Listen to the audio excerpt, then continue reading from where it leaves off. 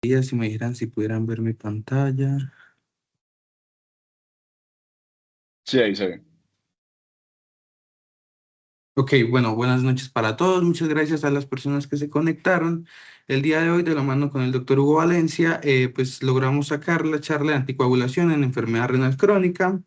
Y bueno, como tal, en el contenido, pues vamos a hablar de qué es la enfermedad renal crónica, la fibrilación auricular en enfermedad renal, el riesgo tromboembólico, el riesgo hemorrágico, los scores que tenemos, la evidencia clínica y finalmente unas conclusiones.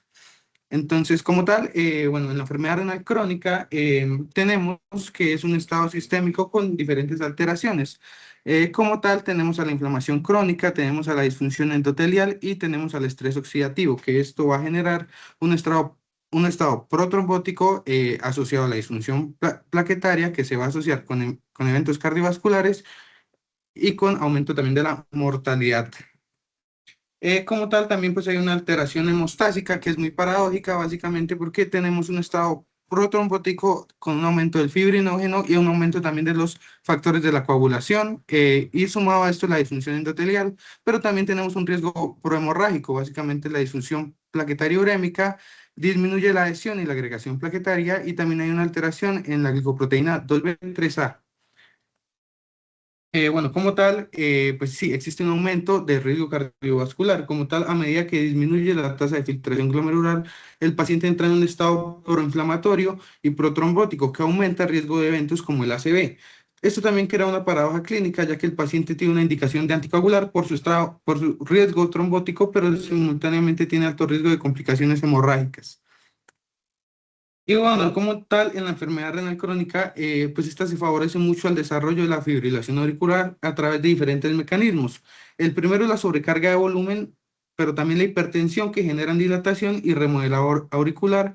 Y como tal, la inflamación crónica y el estrés oxidativo van a inducir a fibrosis miocárdica y sumado a la activación del sistema renina-angiotensina-aldosterona, va a haber una alteración en la estructura y en la conducción eléctrica del tejido auricular además de las alteraciones electrolíticas y hemodinámicas que esto puede generar, especialmente en pacientes con diálisis, pues esto aumenta la inestabilidad eléctrica y en conjunto estos cambios crean como el sustrato estructural y eléctrico que va a favorecer a la aparición y la perpetuación de la fibrilación auricular como tal.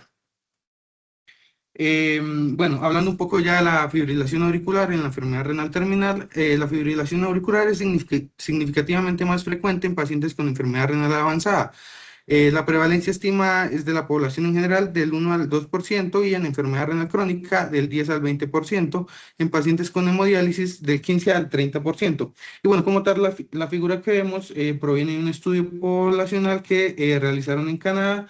Básicamente evaluó la incidencia de la fibrilación auricular entre 2011 y 2022 y básicamente pues los autores compararon que sin enfermedad renal crónica, el paciente compararon a pacientes sin enfermedad renal crónica, pacientes con enfermedad renal crónica que no estaban en diálisis, pacientes que sí estaban en terapia renal, incluyendo hemodiálisis y la diálisis peritoneal como tal. Lo que se observó básicamente fue la incidencia de la fibrilación auricular es mayor en pacientes con enfermedad renal crónica en comparación con la población sin enfermedad renal y alcanza sus valores máximos en pacientes que están en cualquier terapia de diálisis de reemplazo renal. Como tal, pues sí, está la paradoja de la anticoagulación en hemodiálisis. Por un lado, pues está el riesgo tromboembólico Juanca, elevado debido a la... Juanca, Dime, hola, doc. ¿me escucha? Sí, doc. Sí, devuélvete dos, un momentico. Entonces, devuélvete a otra, la anterior. Eso. Eso. Entonces, ahí me quiero demorar un poquitico. Perdóname, yo me devuelvo un poco en tu presentación. Y es que en cuanto a la fisiopatología de la fibrilación auricular, ustedes acuérdense, incluso pues eso tiene correlación con la escala Chats-Basque. Y es que no solamente por culpa de la enfermedad renal, sino que por las comorbilidades que se tienen, aparece la fibrilación auricular. Entonces, los pacientes que son adultos mayores, que tienen diabetes, que tienen hipertensión, la carga de las comorbilidades genera remodelación cardíaca y esa remodelación cardíaca a nivel estructural puede generar zonas de despolarización anómala que genera la fibrilación auricular. La cosa con la enfermedad renal es que la enfermedad renal tiene dos problemas muy grandes. El primer problema es que existe una pérdida de un mecanismo regulador de la volemia y pues esa hipervolemia pues genera mayor dilatación auricular y mayor presión auricular.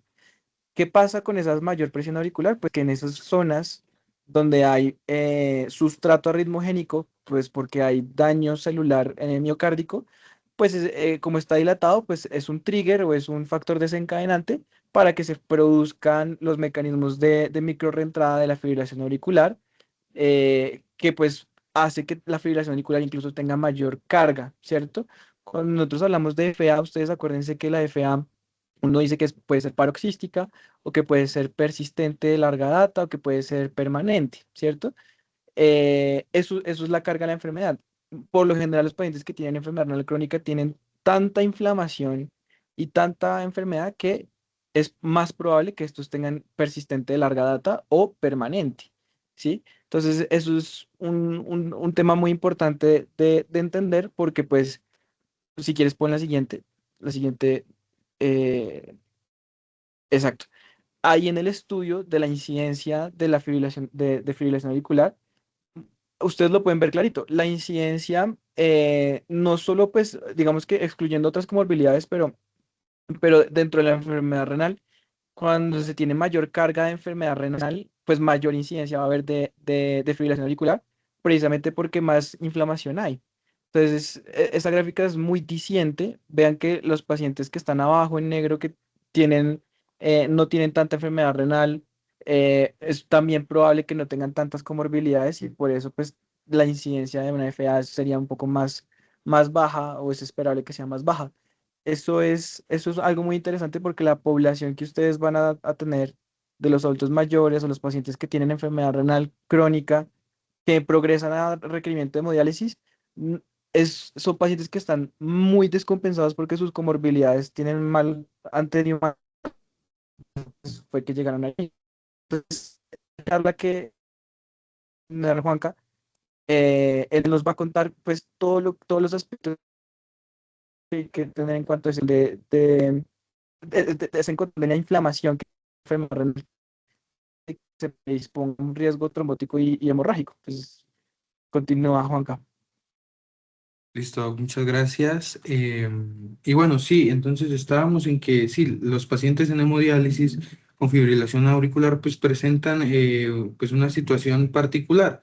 Por un lado, tienen el riesgo tromboembólico elevado debido a la alta prevalencia de la fibrilación, la presencia también sumado a la enfermedad cardiovascular y pues ese estado que tanto hemos hablado que es proinflamatorio y protrombótico asociado a la enfermedad renal. Sin embargo, al mismo tiempo, pues estos pacientes presentan un riesgo hemorrágico significativamente mayor relacionado pues con la disfunción plaquetaria urémica, el uso frecuente de heparina durante la diálisis y múltiples procedimientos invasivos como tal. Por lo tanto, la anticoagulación en esta población representa un balance complejo entre prevenir eventos tromboembólicos y evitar complicaciones hemorrágicas como tal. En la enfermedad renal crónica como tal, pues bueno, podemos ver esta imagen donde se muestra la incidencia acumulada de eventos tromboembólicos y de sangrado mayor según el nivel de la función renal, medido básicamente por el filtrado glomerular estimado como tal. En el gráfico, pues observamos el riesgo de stroke o el riesgo de tromboembolismo que aumenta progresivamente a medida que disminuye el filtrado glomerular. Y pues sin embargo, en el gráfico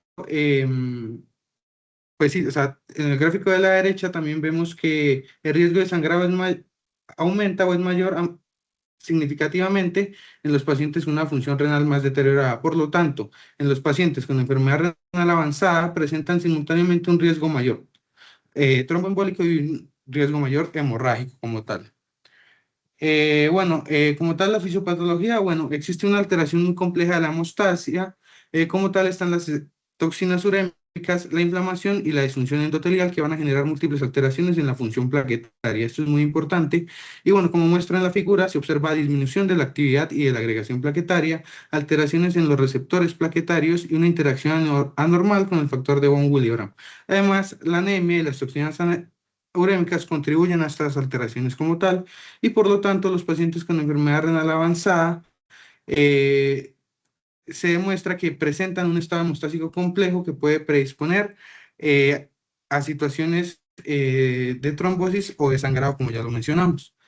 Y bueno, como tal, en hemodiálisis existen dos tipos principales de accesos. Está el acceso vascular, que es la fístula arteriovenosa, y el grafo arteriovenoso. La fístula básicamente se conecta directamente con una arteria y con una vena del paciente, mientras el grafo utiliza como un tubo sintético para unir la arteria con la vena cuando no es posible crear la fístula. Como tal, la figura compara eventos cardiovasculares y hemorrágicos en pacientes en hemodiálisis, según el tipo de acceso vascular, es decir, según la fístula o según el GRAF. En general, los pacientes con GRAF presentan mayor riesgo y en algunos eventos tromboembólicos, especialmente el tromboembolismo pulmonar. Bueno, sin embargo, el riesgo de sangrado es mayor y similar entre ambos tipos de accesos como tal. Y bueno, ya hablamos un poco de la evaluación de riesgo protrombótico en la fibrilación auricular. Entonces, se basa básicamente en el uso de diferentes scores clínicos y pues el más ampliamente utilizado es el CHA2B2.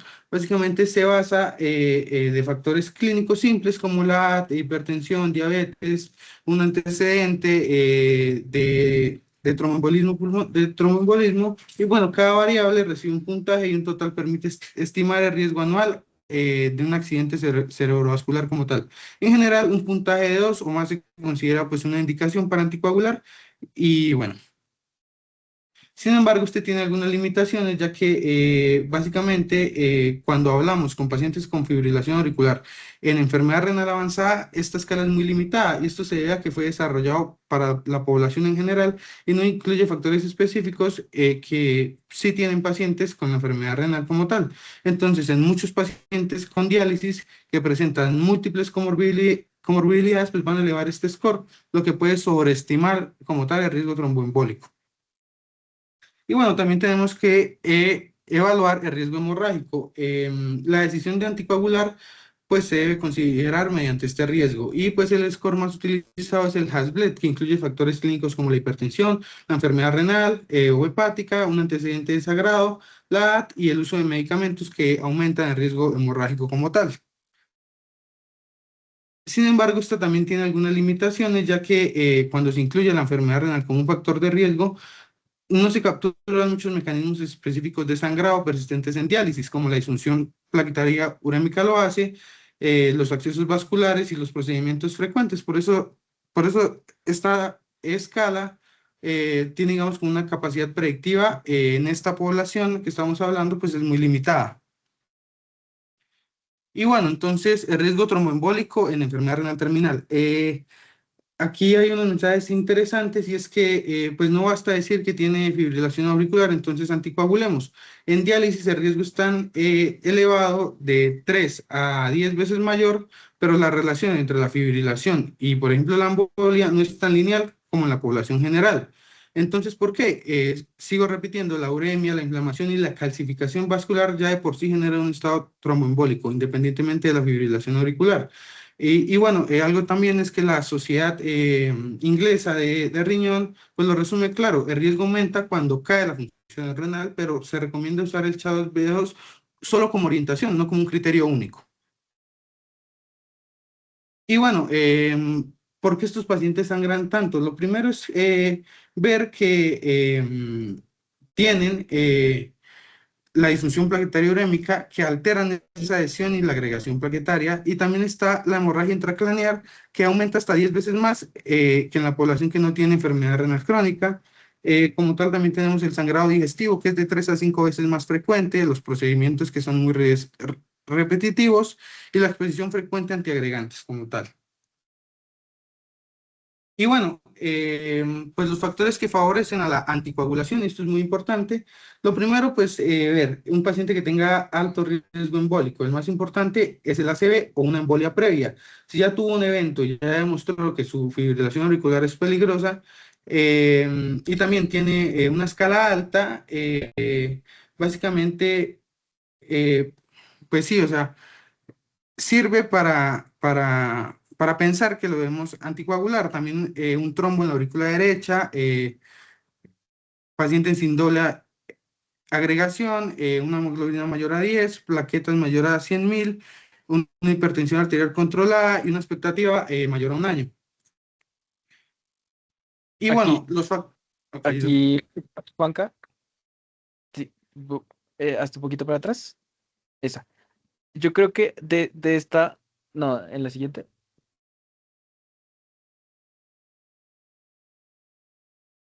la siguiente,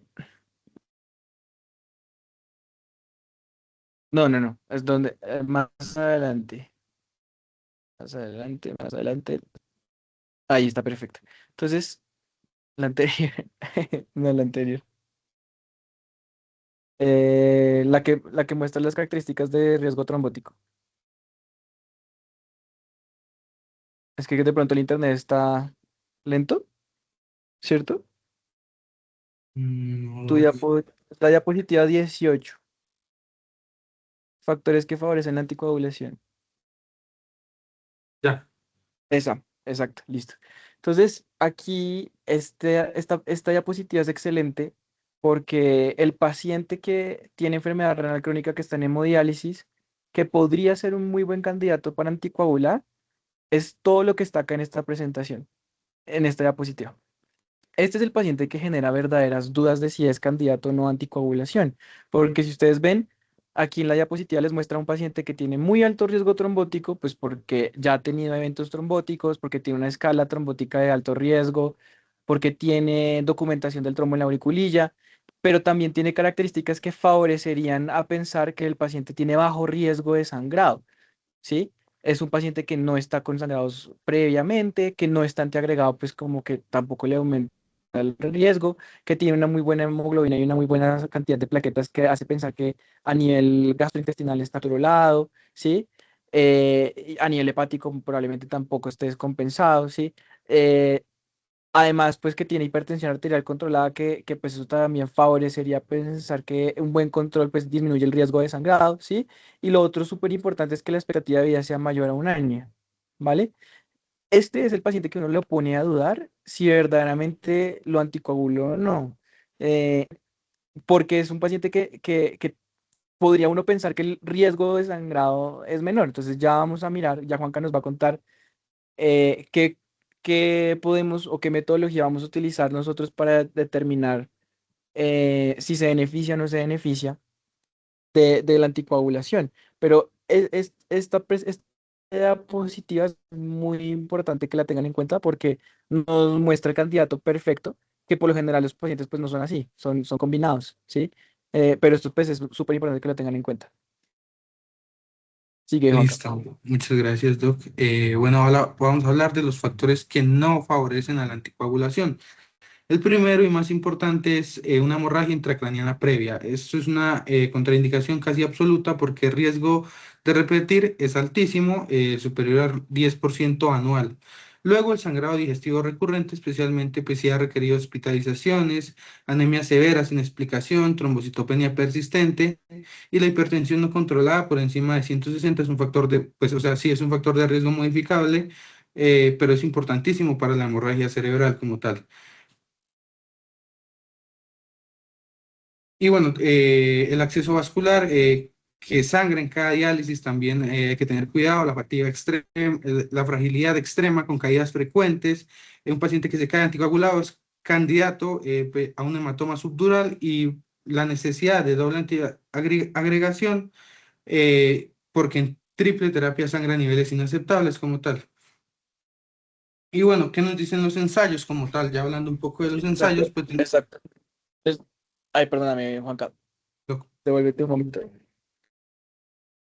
Entonces, en esta diapositiva del aumento de riesgo de sangrado, pues estas son las características de un paciente que uno realmente debería decir, oiga, o sea, si tiene enfermedad renal en diálisis, en donde le están poniendo heparina no fraccionada para permeabilizar los catéteres a cada rato, en donde ya sabemos que hay factores de la enfermedad que favorecen el riesgo de sangrado y ya tiene evidencia de eventos de sangrado que generan a un aumento del riesgo de sangrado mayor o menor y de mortalidad, pues yo para qué voy a anticoagular a ese paciente, ¿sí? Entonces, la idea de lo que nos va a mostrar ahorita Juanca va a ser estudios donde comparan anticoagular, no anticoagular y anticoagular con qué. Esa es la idea que vamos a ver ahorita, pero lo importante de llevarse de esta presentación es estas características de estos pacientes que aumentan el riesgo de sangrado por las características previas que han tenido, ¿sí? Entonces, que hayan tenido hemorragia intracraneal previa, pues, hombre, es que la recurrencia es del más del 10%. Que tenga sangrado digestivo recurrente, pues eso es algo muy difícil de prevenir, sobre todo en diálisis, y porque estos pacientes tienen otras comorbilidades que favorecen ese sangrado digestivo muy probablemente, otros medicamentos que favorecen también el sangrado digestivo. Esa anemia severa que no tiene un aclarado es muy probable que sea gastrointestinal también, que pueda ser un sangrado oculto que todavía no sepamos cómo, entonces pues ese paciente va a seguir sangrando o sangrará más con el anticoagulante. Sí, entonces esas son las cosas que nosotros tenemos que tener en cuenta. Lo otro es que estos pacientes tienen bastante fragilidad. em, entonces, pues anticoagular estos pacientes, pues uno tiene que individualizar muy bien esa decisión. Ya vimos los factores que favorecen, los factores que no favorecen, y vamos a mirar entonces qué nos dicen los estudios. Si quieres, ya continúa, Juanca. Doc, muchas gracias. Bueno, sí que nos dicen los estudios y como tal, bueno, tenemos el estudio de Renal AF. Básicamente, este estudio comparó a Pixaban con warfarina en 154 pacientes que estaban en hemodiálisis. Digamos que no se encontraron diferencias entre los dos medicamentos en sangrado, en ACV o muerte, pero el hallazgo clave es que los sangrados fueron 10 veces más comunes que los ACV, o sea, en diálisis, anticoagular previene pocos ACV, pero causa muchos sangrados como tal. El segundo estudio es Laxadia. Este es un ensayo clínico importante. Básicamente comparó a Pixaban contra Fenprocommon, que es un anticoagulante que se utiliza mucho en Europa, similar a la warfarina, en 222 pacientes. Este nos dio tres hallazgos claves. El primero es que no hubo diferencias entre los dos fármacos. Sangraron igual y tuvieron la misma cantidad de ACV. Lo segundo, lo más impactante, incluso anticoagulados, estos pacientes siguieron teniendo una cantidad altísima de eventos cardiovasculares, o sea, anticoagular no los protegió de infartos, de muerte súbita u otras complicaciones. Y tercero, esto confirma que estamos ante una población extremadamente frágil, donde genuinamente no hay una opción anticoagulante que sea realmente segura y que pues el riesgo siempre está presente como tal. Bueno, también tenemos este metaanálisis muy importante que analizó 16 estudios observacionales con 71.877 pacientes en diálisis con fibrilación auricular como tal. Comparó warfarina, Pixaban de 5 miligramos a Pixaban de 2,5 miligramos, Dabigatran y Rivaroxaban como tal. Bueno, eh, nos dio como tal que la warfarina tiene un 38% más riesgo de sangrado que no anticoagular, que los DOACs tienen un 22% menos de riesgo de sangrado que la warfarina y que la Pixaban tiene un 35% menos de riesgo de morir de los pacientes que la warfarina como tal. Y bueno, en esta tabla se muestran algunos ensayos que se compararon en este metaanálisis, los más importantes, como ya hablamos, el Renal IF, el Laxaria y el Valkyria. Básicamente, la anticoagulación como tal no logra un beneficio claro. Por ejemplo, en el Renal IF, la mortalidad fue mayor en un grupo anticoagulado del 25,6 al versus el 18,1. Y el sangrado total también aumentó del 26,6 versus el 22,2. Y también, mientras que los eventos tromboembólicos fueron bajos y sin diferencias relevantes entre el 1,2% versus el 2,7%, y en Axadia la mortalidad incluso fue menor en el grupo control de 24,5 versus el 18,7% con anticoagulación. Y el sangrado pues fue prácticamente igual, el 31,2 versus el 30,6, sin reducción clara de eventos embólicos como tal. Y ya finalmente el Valkyrie aunque hubo menos efectos tromboembólicos con anticoagulación del 6,8 versus el 15,9, esto se acompañó con tasas altísimas de sangrado, del 48,8 versus el 54,5. Entonces, pues no había como un impacto consistente en mortalidad. En conjunto, estos datos muestran que aunque el riesgo tromboembólico existe, la anticoagulación pues no reduce de forma consistente los eventos y mantiene un riesgo hemorrágico elevado, lo que refuerza el beneficio que al final del día es neto y es incierto en esta población. Y bueno, también tenemos esta tabla que también fue la que hablé de ella hace un momento. Y bueno, en este estudio, finalmente también tenemos un estudio del 2021 publicado por la revista Circulation, que es una de las revistas más importantes en cardiología. Y bueno, básicamente analizaron a más de 25.000 pacientes con enfermedad renal, de los cuales 2.350 estaban en diálisis. Compararon los DOACs contra la warfarina y encontraron tres cosas. Lo primero es que los DOACs tuvieron 14% menos de riesgo de sangrado, mayor que la warfarina. Lo segundo es que el sangrado intracraneal, que es el más temido, fue 45% menor con DOACs. Y el tercero, para prevenir ACV, pues funcionaron igual como tal. Y finalmente, este es un estudio coreano publicado en 2026. Básicamente analizaron a 933 pacientes con diálisis y fibrilación auricular comparado con warfarina, DOACs y no anticoagularlos. Y lo más importante es que uno, tanto warfarina como DOACs reducieron ACV comparado con no anticoagular. La warfarina lo redujo en 45 y los DOACs en 64. Dos, digamos que ambos aumentaron el sangrado. La warfarina aumentó el sangrado en un 169%, o sea, casi el triple de riesgo, y los DOACs también lo aumentaron, pero solo en un 37%. Y al comparar DOACs contra warfarina, los DOACs tienen un 49% menos de riesgo de sangrado mayor con la misma eficacia para prevenir ACV. Sí, bueno, y si no hacemos nada como tal,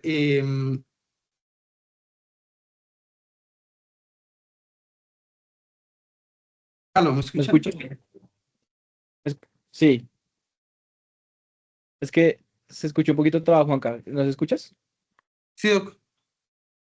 Esa tabla es súper interesante, que esos son los estudios digamos que esos son los estudios nuevos que saldrán en estos años que comparan anticoagular versus no anticoagular. Esos están en proceso en este momento. Está el Visionaire, el SAC, AVK Dial, en fin, es lo que están tratando de revisar con estos estudios es aleatorizando DOACs versus warfarina versus no anticoagular y evaluar los desenlaces de hemorragia, porque es que la pregunta sigue siendo, ¿de verdad los pacientes se benefician o no se benefician de anticoagular? La evidencia hasta este momento ha sido inconclusa y por eso pues se quiere conseguir un poco más de peso en los estudios, y se están haciendo varios estudios en este momento, incluso comparando la no intervención, ¿sí? Porque han habido estudios de intervención con warfarina versus no hacer nada, donde los desenlaces tromboembólicos son iguales, ¿sí? Y obviamente, pues los desenlaces de hemorragia sangran más los pacientes que están anticoagulados, claramente. Pero si yo anticoagulo a un paciente y no prevengo eventos tromboembólicos, entonces, ¿por qué lo voy a anticoagular si lo estoy predisponiendo a un sangrado? ¿Sí? Esa es la pregunta que tenemos. Es por eso que la decisión clínica es bastante compleja y es por eso que en este momento se están haciendo estos estudios clínicos. Listo, muchas gracias. Sí, lo más llamativo es que incluso pues en estos estudios que están diseñados para responder pues esta pregunta, pues no se ha logrado demostrar como un beneficio claro de anticoagular frente a no anticoagular como tal. Y bueno, ya pasamos como tal a la zona gris en anticoagulación. Básicamente, donde puede fallar la evidencia. Básicamente la zona gris existe porque aunque estos pacientes tienen un riesgo elevado de accidente cerebrovascular, la anticoagulación pues no ha demostrado de forma consistente reducir este riesgo en estudios clínicos. Por el contrario, sí se ha observado un aumento claro de riesgo de sangrado, incluyendo hemorragia intracraneal y digestiva. Por lo tanto, el balance de riesgo-beneficio deja de ser favorable en muchos casos y esto obliga a individualizar como tal la decisión. Entonces, sí, pues vemos que la warfarina tiene un aumento del sangrado, de la posible calcificación vascular, que la Pixaban pues preferiblemente es más seguro, que la evidencia es muy limitada en una tasa de filtración glomerular menor a 15. En un intento, digamos, por individualizar, está algo que se llama el diálisis score como tal. Se han propuesto herramientas que pues intentan adaptar la estratificación del paciente en hemodiálisis y este es un score que da un peso predominante al antecedente de accidente cerebrovascular, que es el principal predictor de beneficio de anticoagulación y resta puntos si existe antecedente de sangrado. Pues más que una herramienta definitiva, es como un score que refleja un concepto clave. No todos los pacientes en diálisis con fibrilación auricular se deben anticoagular. Y pues algo también importante de este score es que aún no está validado en ensayos clínicos como tal. Sí, Y también pues entonces, tenemos... Ok. ahí importante, Juanca, es que de dónde sale este score. Digamos que el CHADS-VASc no alcanza a ser suficiente como para explicar el riesgo trombótico que tienen y aparte pues tomar la decisión de anticoagular a un paciente que está en hemodiálisis. Si uno llega y coge el CHADS-VASc, muy probablemente tenga bastantes comorbilidades de las que están incluidas en el score de diálisis, ¿sí? O sea, muy probablemente solamente por el hecho de estar en hemodiálisis tenga ya tantas comorbilidades que sepamos ya que le van a dar un muy alto riesgo. Lo que hace el diálisis score es que también mete los datos de riesgo de sangrado y con eso pues lo que nos ayuda es a determinar si ese paciente puede ser candidato o no a decidir si se beneficia o no de anticoagulación. De ahí sale el diálisis score. Em, Uno debería tenerlo muy en cuenta cuando vaya a tomar la decisión porque la idea es argumentar muy bien la decisión para individualizar muy bien ese paciente, como ya lo habíamos visto, porque es que estamos exponiéndolo a un riesgo de sangrado que muy probablemente, y hasta este momento la evidencia no nos ha dicho si es mayor el beneficio que el riesgo, ¿cierto? Porque hasta el momento el beneficio, clara, si anticoagular y no anticoagular, básicamente es igual, pero el riesgo de sangrado es mucho mayor. Ese es el problema en el que estamos en este momento. Continúa, Juan. Vale, muchas gracias. Bueno. Dado este dilema, digamos que han surgido alternativas como el cierre de auriculilla izquierda, considerado que más del 90% de los trombos en la fibrilación auricular pues se originan en esta estructura. Digamos que este procedimiento permite reducir el riesgo de un accidente cerebrovascular sin necesidad de anticoagulación a largo plazo, lo cual es particularmente atractivo en pacientes con alto riesgo hemorrágico. Sin embargo, es importante reconocer y entender que la evidencia en pacientes en diálisis aún sigue siendo limitada, por lo que su uso debe ser cuidadosamente seleccionado como tal. Y bueno, ¿en quién considerar el cierre de auriculilla? Em, pues básicamente no es Sí, para todos pues los pacientes, no es para todos los pacientes con fibrilación auricular, sino para un subgrupo muy específico, principalmente aquellos con algo riesgo tromboembólico, pero en quienes la anticoagulación no es segura o está contraindicada. Y creo que Doc ibas a decir algo. sí, exacto, no, exacto, Juan Carlos. O sea, el cierre de la auriculilla, en, digamos que excluyendo pacientes con enfermedad renal crónica en diálisis, se tiene que considerar en pacientes que tienen alto riesgo tromboembólico y que tengan contraindicación absoluta de anticoagulación. Es como la consideración. Ahora, en diálisis, en hemodiálisis, pues digamos que hasta el momento pues podríamos meter esos pacientes en una contraindicación absoluta, en una contraindicación relativa de anticoagulación, por lo que estamos hablando del riesgo de sangrado. Hace poquito salieron dos artículos, el Closure AF y salió el Champion AF. La diferencia es la población. El Closure es la población de muy alto riesgo de sangrado y ay, se me olvidó el nombre del otro. El Champion AF los pacientes tienen un buen perfil de riesgo de sangrado. Entonces, lo que se hizo fue hacerles el cierre de la auriculilla y lo que se dieron cuenta es que incluso con cierre de auriculilla, pues esos pacientes siguen sangrando y el beneficio pues no está muy claro, ¿sí? Ahora, ¿en quién podríamos pensar en poner un cierre de auriculilla? Pues en un paciente que, por ejemplo, podría ir, sea candidato a trasplante renal, ¿sí? Un paciente que sea candidato a alguna intervención que necesitamos preservarlo y que tenga un perfil de seguridad importante, porque igual sí podría prevenir eventos tromboembólicos, pero pues a consecuencia de igual tener riesgo de sangrado, porque estos dispositivos se tienen que poner con doble antiagregación por un tiempo o anticoagularlos por un tiempo según el dispositivo. Entonces, son consideraciones que en este momento tenemos que tener muy individualizadas en ese grupo de pacientes. ¿Listo? Ok, Doc, muchas gracias. Y bueno, Perdóname, y lo otro es que hay una cosa importante y es la fragilidad. Hay pacientes que porque son tan frágiles, a veces definitivamente hacer alguna intervención es someterlo a un mayor riesgo. Entonces siempre tengan en consideración el riesgo de la fragilidad. A nosotros en medicina interna nos gusta rotar mucho con cuidados paliativos, medicina familiar y geriatría, porque aprendemos mucho de eso, aprendemos mucho de evaluar con escalas de fragilidad esa fragilidad que tiene el paciente para orientar las estrategias terapéuticas, no solamente digamos, en esta enfermedad, sino en todas las otras, porque hay intervenciones que pues, sopesando riesgo versus beneficio, definitivamente por fragilidad, uno podría decir que no son candidatos y está bien. Y a uno como médico a veces le da miedo no hacer nada, pero a veces no hacer nada está bien, ¿sí? Lo que no se nos olvide que a veces la intención es no hacer daño, ¿sí? Entonces, em, no hacer daño implica incluso a veces no tener que hacer ninguna intervención. ¿Listo? perfecto, muchas gracias.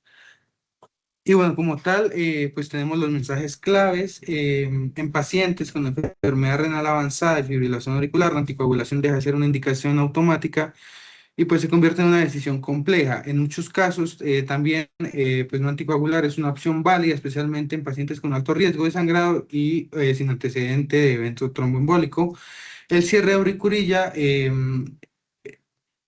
el cierre de auricurillas también surge como una alternativa prometedora a esta zona gris y pues aún requiere mayor evidencia, como ya lo hemos hablado, y en última instancia la decisión pues es algo que se debe individualizar como tal, basarse en el juicio clínico y pues en una adecuada valoración de riesgo-beneficio como tal.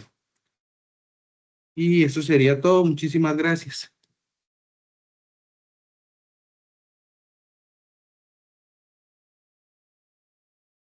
Juanca, muchas gracias. No sé si alguien tiene alguna pregunta.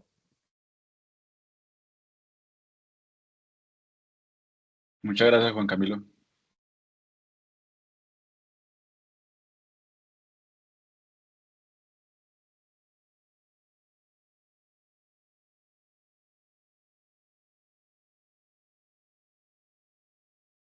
Bueno, nada, Juanca, muchas gracias por la presentación. Estuvo muy chévere.